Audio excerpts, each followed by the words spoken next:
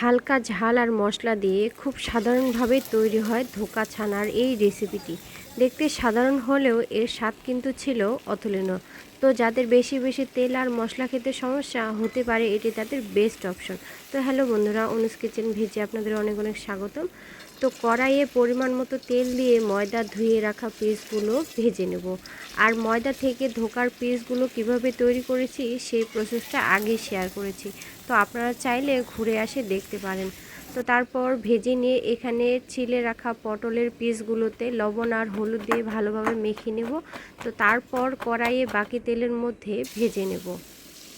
যেহেতু এটি পটলের সিজন, তো এই রেসিপির জন্য পটলটাকে সিলেক্ট করেছি। তো তারপর লাল লাল করে পটলের পিসগুলোকে ভেজে নেব। তো তারপর বাকি তেলের মধ্যে ভেজে নেব দুধ থেকে ছানা কেটে রাখা পিসগুলো, মানে ছানার পিসগুলো। তো ছানার পিসগুলোকেও লাল লাল করে ভেজে নেব। ভেজে নেওয়ার পর বাকি তেলের মধ্যে দিয়ে দেব চেরা কাঁচামরিচ। তো কাঁচা মরিচের সাথে এখানে যোগ করব 5 ফোড়ন। তো 5 ফোড়ন দিয়ে ভালোভাবে তেলটা গরম হয়ে গেলে এর মধ্যে যোগ করব আলুগুলো। লবণ আর হলুদ দিয়ে আলুটাকে কিছুক্ষণ ভেজে নেব। তো বন্ধুরা, কিছু কিছু রেসিপি বা খাবার আছে যেগুলো অনুষ্ঠানে হালকাভাবে খেলে ভালো লাগবে না। তো যখন যেখানে যেমন অনুষ্ঠানের খাবারের মধ্যে অনুষ্ঠানের আলাদা একটা ফ্লেভার থাকে, এবং বাড়ির খাবারের মধ্যে বাড়ির কিন্তু আলাদা একটা ফ্লেভার থাকে। তো যখন যেটা যেখানে মানায় তখন সেটা সেখানেই খেতে ভালো লাগে। তো তারপর এখানে ভেজে রাখা ধোকা ছানা আর পটল ভাজিটাকে আলুটার সাথে মিশিয়ে নেব। তো তার আগে আলুটাকে ভালোভাবে একটুখানি কষিয়ে নেব বা ভেজে নেব। তো বন্ধুরা, অনেকেই মনে করে নিরামিষ খাবার বলতে শুধু ডাল আর ভাত বোঝায়, কিন্তু এটা পুরোটাই ভুল। কারণ নিরামিষ খাবারের মধ্যে রয়েছে বিভিন্ন রকমের পদ বা ব্যঞ্জন। তো একই সবজি বিভিন্নভাবে তৈরি করে সুস্বাদু সব রেসিপি তৈরি করা যায়।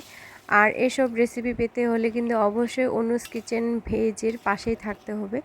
তো এখানে ধোকা ছানা আর পটল ভাজিটাকে আলুটার সাথে মিশিয়ে একটুখানি কষিয়ে এখানে পরিমাণ মতো দিয়ে দিলাম জল।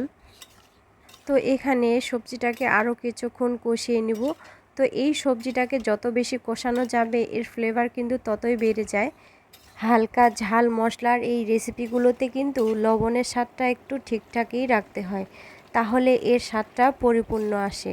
তো তারপর এখানে দিয়ে দেব আদা বাটা। তো আদা বাটা দিয়ে আরও কিছুক্ষণ কষিয়ে নেব। তো বন্ধুরা, রেডি হয়ে যাচ্ছে আমার ধোকা ছানা পটলের এই রসার রেসিপিটি। তো কেমন লাগলো অবশ্যই কিন্তু আমাকে কমেন্টে জানাবেন। হালকা গরম মশলা দিয়ে এই রেসিপিটি সুন্দর করে নামিয়ে ভগবানকে পরিবেশন করব। তো বন্ধুরা, সবাই ভালো থাকবেন, সুস্থ থাকবেন। দেখা হবে পরবর্তী কোনো ভিডিওতে। হরে কৃষ্ণ।